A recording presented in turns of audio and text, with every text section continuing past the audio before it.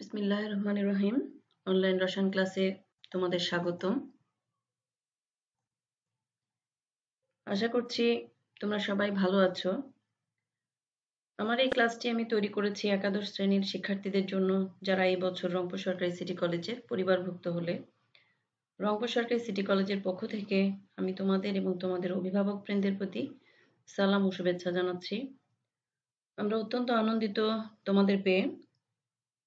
যদিও তোমাদের সাথে সরাসরি পরিচিত হতে পারছি না, সরাসরি তোমাদের শ্রেণীকক্ষে পাঠদান করতে পারছি না, পরম করুণাময়ের কাছে আমরা সবাই প্রার্থনা জানাবো তিনি যেন সারা পৃথিবীকে করোনা নামক এই মহামারী থেকে মুক্ত করেন এবং আমাদেরকে আবার স্বাভাবিক জীবনে ফিরিয়ে আনেন এবং তোমাদের সাথে পরিচিত হয়ে সুন্দর একটা সময় কাটানোর সুযোগ করে দেন।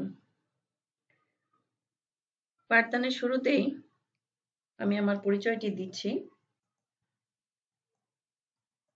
আমি মোসাম্মদ আয়শা সিদ্দিকা, সহকারী অধ্যাপক রসায়ন, রংপুর সরকারি সিটি কলেজ, রংপুর। আমি ২৭তম বিসিএস এর মাধ্যমে প্রভাষক হিসেবে ২০০৮ সালে কারমাইকেল কলেজ রংপুরে যোগদান করে আমার চাকরি জীবন শুরু করেছি এবং সুদীর্ঘ ৮ বছর সেখানে কর্মরত ছিলাম। এখন বর্তমানে পদোন্নতির মাধ্যমে সহকারী অধ্যাপক হিসেবে রংপুর সরকারি সিটি কলেজে কর্মরত রয়েছি। আমার পরিচয়টি তোমাদের জানালাম।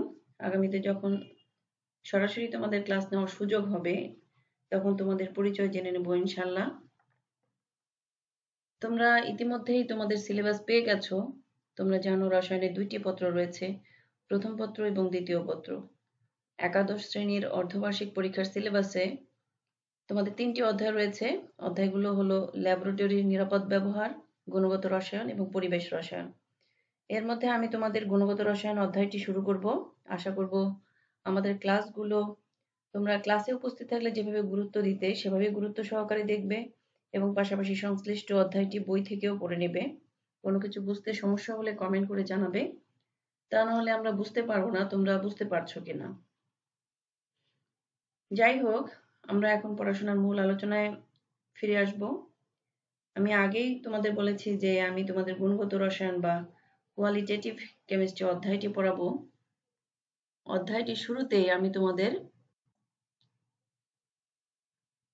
একটা ছবি দেখাচ্ছি। এই ছবি দেখে তোমাদের কি মনে হচ্ছে বলো তো শিক্ষার্থীরা? ছবিটা কিসের হতে পারে? তোমরা এই ছবিটা অবশ্যই তোমাদের কাছে পরিচিত, কারণ ইতিমধ্যে তোমরা নবম দশম শ্রেণীতে এই সংক্রান্ত কিছু ছবি দেখেছো। সেই ক্ষেত্রে আমার মনে হয় তোমাদের অনেকেরই এতক্ষণে বোঝা হয়ে গেছে যে এগুলো পরমাণুর সংক্রান্ত কোনো ব্যাপার, অর্থাৎ পরমাণুর গঠন নিয়ে এখানে চিত্র দেওয়া হয়েছে।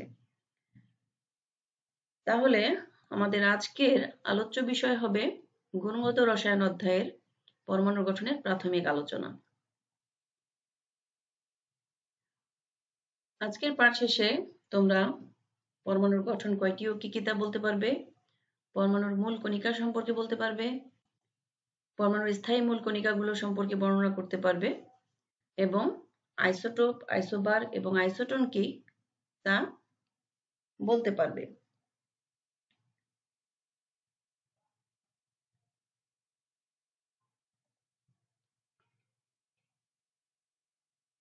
আমরা ইতিমধ্যেই যে চিত্রগুলো দেখলাম যে পরমাণুর গঠনের ব্যাপারে, সেই চিত্রগুলো আসলে আধুনিক মডেল, পরমাণুর গঠনের আধুনিক মডেল। এই চিত্রটা একদিনেই কিন্তু এরকম ভাবে প্রতিষ্ঠিত হয়নি।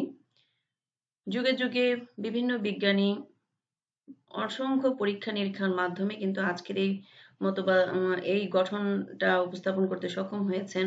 তো এর শুরুটা কখন থেকে শুরু হলো সেটা আমরা এখন জানবো। 1897 খ্রিস্টাব্দে স্যার জে থমসন ক্যাথোড রশ্মি থেকে ইলেকট্রন আবিষ্কারের পর থেকে পরমাণুর গঠন সম্পর্কে জানার জন্য বিভিন্ন বিজ্ঞানী পরমাণুর উপর পরীক্ষা নিরীক্ষা চালিয়ে পরমাণুর গঠনের কয়েকটি মতবাদ উপস্থাপন করেন, যা পরমাণুর মডেল নামে পরিচিত। এর মধ্যে প্রধান 3টি মডেল হলো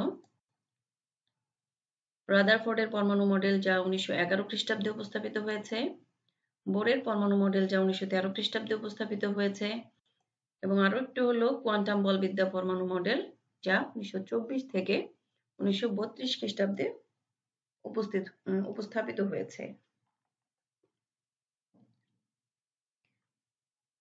এখন মডেলগুলো সম্পর্কে আলোচনা করতে হলে আমাদের পরমাণু এবং পরমাণুর মূল কণিকা সম্পর্কে কিছু ধারণা থাকতে হবে। তো পরমাণু কি? তোমরা অষ্টম, নবম, দশম শ্রেণীতে ইতিমধ্যেই সম্ভবত জেনে গেছো যে পরমাণু কি। পরমাণুর সংজ্ঞা তোমরা শিখে গেছো। তবুও আমি আরো একটু বলবো। পরমাণু অত্যন্ত ক্ষুদ্র কণা। আমাদের চারপাশে আমরা যত রকম বস্তু দেখতে পাই, যেমন প্রাণী, গাছপালা, সূর্য, পানি, কাঠ, তোমার চারপাশে তুমি যা দেখতে পাচ্ছ সবকিছুকেই তুমি যদি বিশ্লেষণ করো, ক্ষুদ্র ক্ষুদ্র ভাবে ভেঙে টুকরো টুকরো করে দেখো, তার একক পাবে যেটা, সেটাই হলো পরমাণু। অর্থাৎ প্রতিটা পদার্থের ক্ষুদ্রতম একক হলো পরমাণু। আমরা তাহলে বলতে পারি মৌলিক পদার্থের ক্ষুদ্রতম কণা, সাধারণত যার স্বাধীন অস্তিত্ব নেই কিন্তু ক্ষুদ্রতম একক রূপে সরাসরি রাসায়নিক বিক্রিয়ায় অংশগ্রহণ করতে পারে, তাকে পরমাণু বলে। প্রতিটি মৌলের প্রতীক দ্বারা ওই মৌলের পরমাণুকে বোঝানো হয়। যেমন H দ্বারা হাইড্রোজেন পরমাণুকে বোঝানো হয়েছে, N দ্বারা নাইট্রোজেন পরমাণুকে বোঝানো হয়েছে। পরমাণু আমরা জানলাম অতি ক্ষুদ্র এবং ডাল্টনের মতবাদ অনুসারে পরমাণু অবিভাজ্য। পরমাণু অর্থাৎ অ্যাটম এই শব্দটি একটি গ্রিক শব্দ।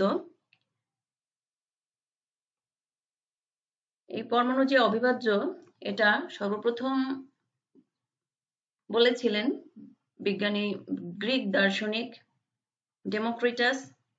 পরবর্তীতে বিজ্ঞানী জন ডাল্টন তিনি এটাকে পুনরায় প্রমাণ করেন যে পরমাণু অবিভাজ্য। তবে পরবর্তীতে আরো বিভিন্ন পরীক্ষায় প্রমাণিত হয় যে পরমাণু অবিভাজ্য নয়, বরং তাকে একাধিক সূক্ষ্ম কণিকায় বিভক্ত করা যায়। কারণ পরবর্তীতে নিউট্রন এবং প্রোটন যখন আবিষ্কার হয়ে গেল তখন বোঝা গেল যে পরমাণু অবিভাজ্য হতে পারে না।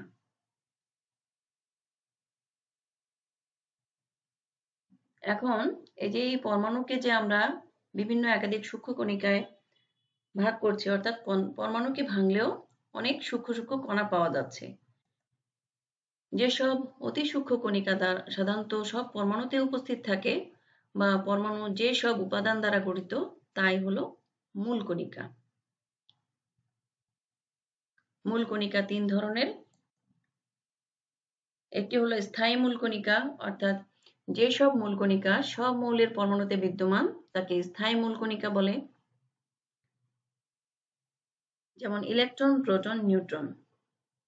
তোমরা যদি পূর্বের চিত্রটা অর্থাৎ প্রথমেই যে স্লাইডে আমি চিত্রটা দিয়েছিলাম সেটা যদি আরেকবার খেয়াল করো তাহলে বুঝতে পারবে যে সেখানে আমাদের ইলেকট্রন, প্রোটন এবং নিউট্রন এগুলো চিহ্নিত করা ছিল।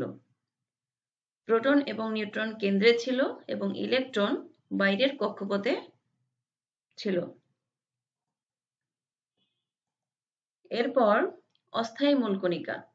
যেসব মূল কণিকা কোনো কোনো মৌলের পরমাণুতে অল্প সময়ের জন্য অস্থায়ীভাবে থাকে তাদেরকে অস্থায়ী মূল কণিকা বলে। অর্থাৎ এদের সৃষ্টি অল্প সময়ের জন্য। এদের সংখ্যা প্রায় 100টি। যেমন positron, meson, pion, neutrino, antineutrino, muon, boson, graviton ইত্যাদি ইত্যাদি। এদের সংখ্যা আরো অনেক বেশি, অর্থাৎ প্রায় 100টি। এরপরে আসো আরো একটি মূল কণিকার ব্যাপারে, যেটা হলো কম্পোজিট কণিকা। অর্থাৎ স্থায়ী এবং অস্থায়ী মূল কণিকার পাশাপাশি আরো এক ধরনের ভারী কণিকা দেখা যায় যেটাকে আমরা কম্পোজিট কণিকা বলবো। যেমন ডিউটেরিয়াম কণা এবং আলফা কণা। শিক্ষার্থীরা, আমরা যে আলোচনা করলাম মূল কণিকা সম্পর্কে সেটা আমরা এখন এক নজরে দেখব যাতে তোমরা সেটা মনে রাখতে পারো।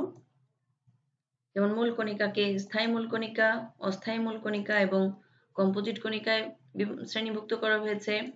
এরপর স্থায়ী মূল কণিকাকে আমরা তিন ভাগে ভাগ করেছি: ইলেকট্রন, প্রোটন এবং নিউট্রন। এর মধ্যে কম্পোজিট কণিকা দুই ধরনের, একটা হলো ডিউটেরন কণিকা আর একটা হলো আলফা কণিকা। আর অস্থায়ী মূল কণিকা তোমরা জেনেছো ইতিমধ্যে আছে প্রায় 100টি, তার মধ্যে কয়েকটি হলো neutrino, meson, antineutrino, positron, pion, muon, boson, graviton ইত্যাদি।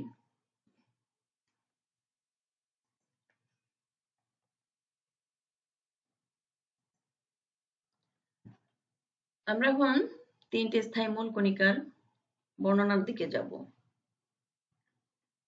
3টি স্থায়ী কণিকা সম্পর্কে আমরা কি জেনেছি, যে 3টি স্থায়ী কণিকা হলো ইলেকট্রন, প্রোটন এবং নিউট্রন। এর মধ্যে ইলেকট্রন কোথায় থাকে সেটা তো তোমরা বুঝতে পেরেছো।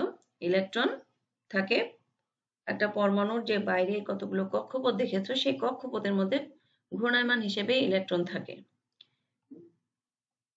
এই সংক্রান্ত কয়েকটি তথ্য আমি পরিবেশন করব। যেমন 1897 খ্রিস্টাব্দে স্যার জে থমসন ক্যাথোড রশ্মির উপর পরীক্ষার সময় ইলেকট্রনের অস্তিত্ব আবিষ্কার করেন। বিজ্ঞানী জে স্টোনি এর নাম দেন ইলেকট্রন। ইলেকট্রন পদার্থের মধ্যে সর্বাপেক্ষা ক্ষুদ্রতম কণা। একটি ইলেকট্রনের ভর 9.1085 × 10⁻28 গ্রাম বা 9.1085 × 10⁻31 কিলোগ্রাম, যা একটা হাইড্রোজেন পরমাণুর ভরের প্রায় 1837 ভাগের 1 ভাগ এর সমান। ইলেকট্রনের চার্জ -1.6022 × 10⁻19 কুলম্ব বা -1.6 × 10⁻20 EMU বা -4.8 × 10⁻10 ESU। তোমরা দেখতে পেয়েছো যে এখানে আমাদের ঋণাত্মক চিহ্ন দেওয়া আছে, অর্থাৎ মাইনাস চিহ্ন দেওয়া আছে। এটা প্রমাণ করে যে ইলেকট্রন ঋণাত্মক আধান যুক্ত।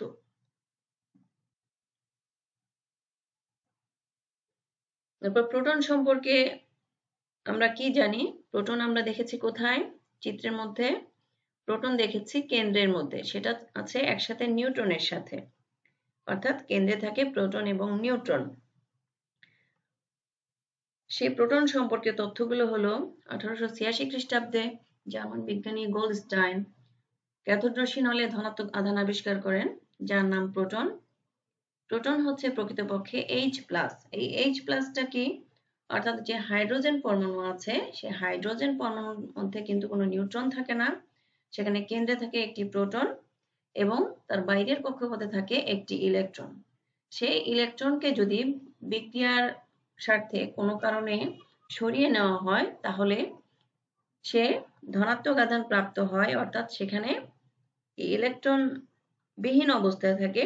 তখন তার যে এই আকারটা হয় যে H+, এইটাই প্রকৃতপক্ষে প্রোটন, অর্থাৎ সেখানে শুধুমাত্র প্রোটনটাই রয়েছে।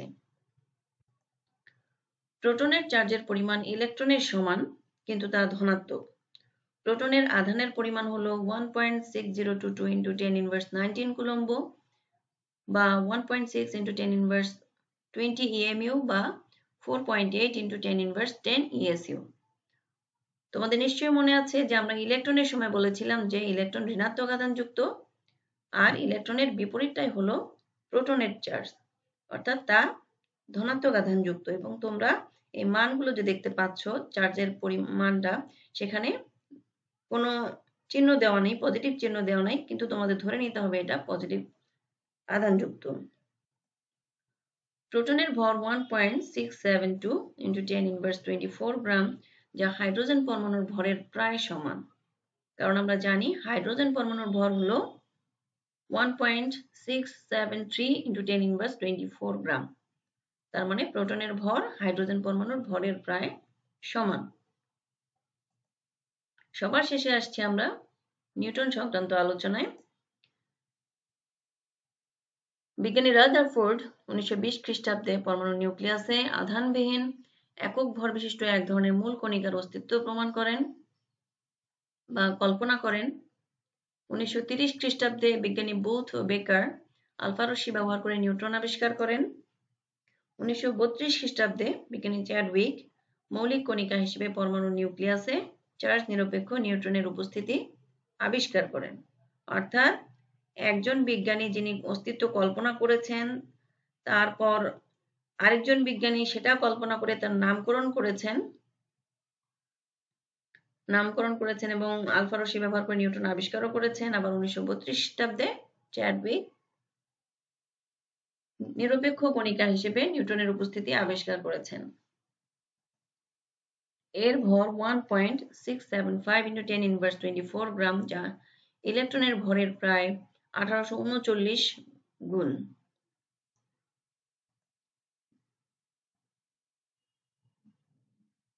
তো প্রিয় শিক্ষার্থীরা, আমরা স্থায়ী মূল কণিকাগুলো সম্পর্কে মোটামুটি একটু ধারণা নিলাম। এখন এই যে এই প্রোটন সংখ্যা এবং নিউট্রন সংখ্যা সম্পর্কেও তোমাদের ধারণা হয়ে গিয়েছে। এখন বিভিন্ন পরমাণু নিউক্লিয়াসে প্রোটন ও নিউট্রন সংখ্যার মিল এবং গড়মিলের উপর ভিত্তি করে 3টি শ্রেণী রয়েছে, যেমন আইসোটোপ, আইসোবার এবং আইসোটন। আইসোটোপ কি? যেসব পরমাণু নিউক্লিয়াসে প্রোটন সংখ্যা সমান কিন্তু নিউট্রন সংখ্যা ভিন্ন হওয়ার কারণে ভর সংখ্যা ভিন্ন হয়, তাদেরকে আইসোটোপ বলে। যেমন হাইড্রোজেন পরমাণু 3টা আইসোটোপ রয়েছে, যেমন হলো প্রোটিয়াম, ডিউটেরিয়াম এবং ট্রিটিয়াম। আমি এই সংক্রান্ত একটি চিত্র দেখাবো। যে হাইড্রোজেন মানেই প্রোটিয়াম, ডিউটেরিয়াম এবং ট্রিটিয়াম। তোমরা হাইড্রোজেনের যে ছবিটা দেখতে পাচ্ছ, এখানে কেন্দ্রে শুধুমাত্র একটা প্রোটন রয়েছে এবং বাইরের শেলে একটি ইলেকট্রন রয়েছে।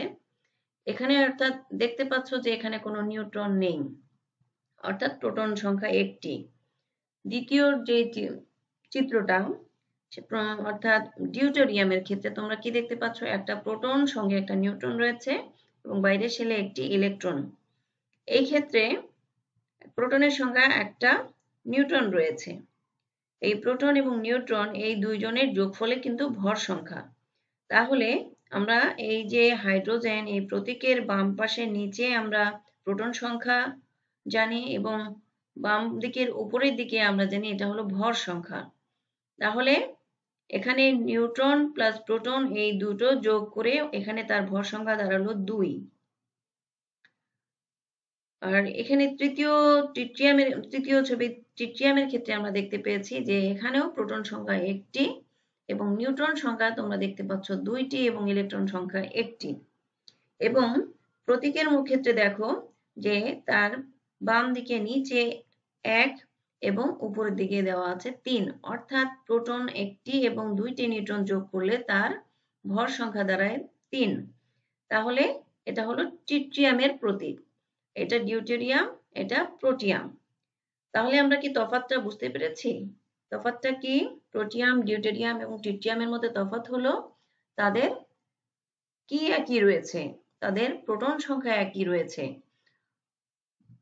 অর্থাৎ আমরা আইসোটোপ, আইসো অর্থ একই, তারপর টোপোস অর্থ স্থান, অর্থাৎ একই স্থানে থাকে। তারা প্রোটন সংখ্যা সমান হওয়ার কারণে একই স্থানে থাকে, পর্যায় সারণীতে একই অবস্থানে তারা থাকে। আর এটার ভিন্নতা তৈরি হয়েছে কিসের কারণে? নিউট্রন সংখ্যার ভিন্নতার কারণে। এরপর আমরা আইসোবার সম্পর্কে একটু জানি। আইসোবার কাকে বলে? যেসব পরমাণুর প্রোটন সংখ্যা ভিন্ন কিন্তু ভর সংখ্যা সমান হওয়ায় তাদেরকে পরস্পরের আইসোবার বলে। আইসোবারগুলো অবশ্যই ভিন্ন ভিন্ন মৌলের পরমাণু হয়। যেমন তোমরা এই ক্ষেত্রেও একটি চিত্র দেখতে পাচ্ছ।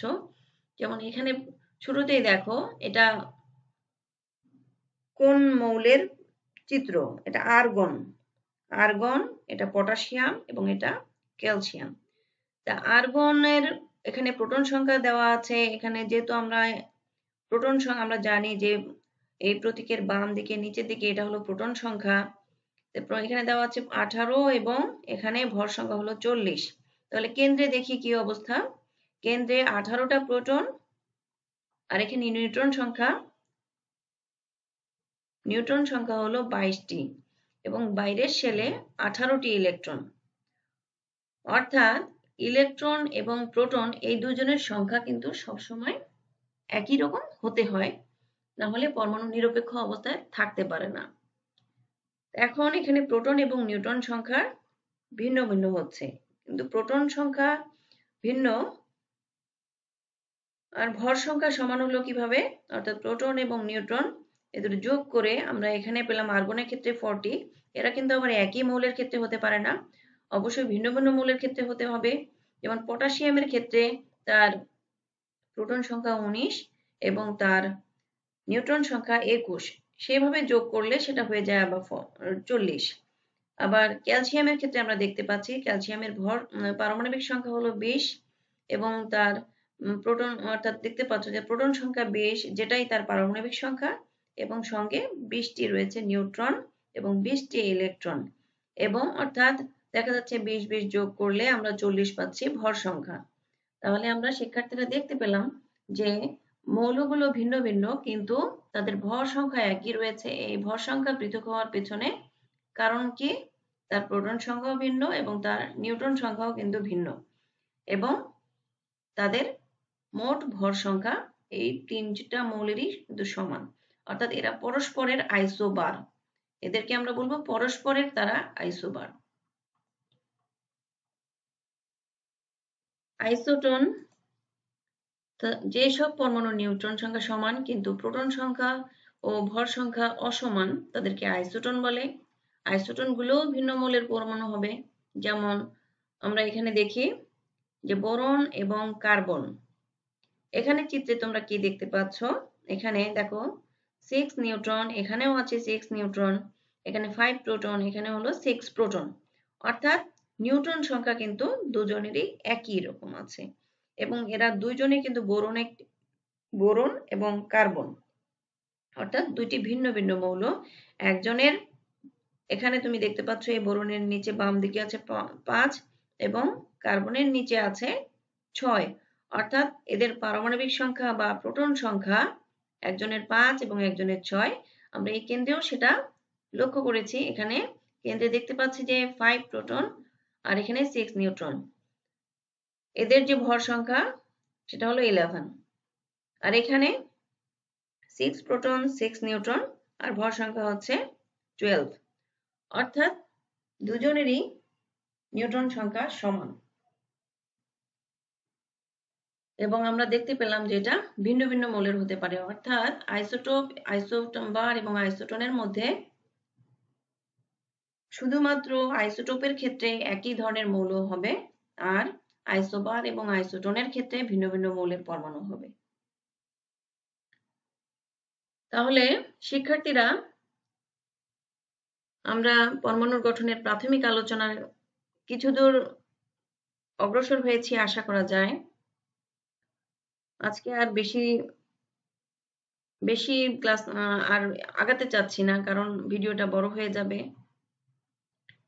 এবং আশা করব পরবর্তী ক্লাসে আমরা আরো সুন্দর সুন্দর টপিকস নিয়ে আলোচনা করব, এবং রাদারফোর্ডের পরমাণু মডেল, বোরের পরমাণু মডেল, সেগুলো নিয়ে আমরা ডিটেলস আলোচনা করব। আজকে আমরা এই পর্যন্তই। তোমাদের কাছে যদি কোনো কিছু বুঝতে সমস্যা হয় তোমরা অবশ্যই কমেন্ট করে জানাবে, বা অফিস থেকে আমাদের ফোন নাম্বার নিয়ে সংশ্লিষ্ট টিচারকে অবশ্যই জানাবে তোমাদের কোথায় কোনো সমস্যা আছে কিনা। আর তোমরা নিজেদেরকে নিরাপদে রাখার চেষ্টা করবে, সবাই ঘরে থাকার চেষ্টা করবে। আজকে এই পর্যন্তই, আমাদের জন্য দোয়া করবে, তোমরাও ভালো থাকবে। ধন্যবাদ।